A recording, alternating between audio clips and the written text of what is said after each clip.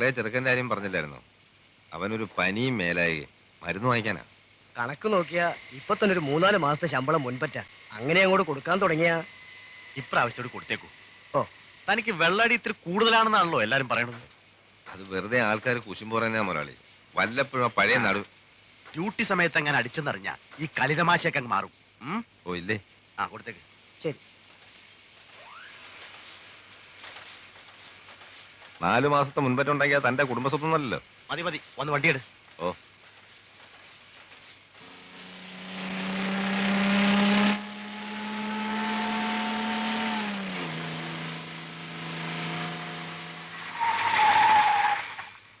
Radiator പഴുത്തല്ലോ കൂട്ടാ. ആ നീ ആ പൈപ്പിൽ നിന്ന് കുറച്ച് വെള്ളം എടുത്ത് വയ്ക്കുക.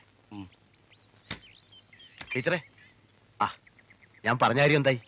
ഏത് കാര്യം? നമ്മുടെ ചെക്കന്റെ കാര്യേ. അല്ല, അവന് പാട്ടെന്ന് പറഞ്ഞ ഭ്രാന്ത. നമുക്കാണെങ്കിൽ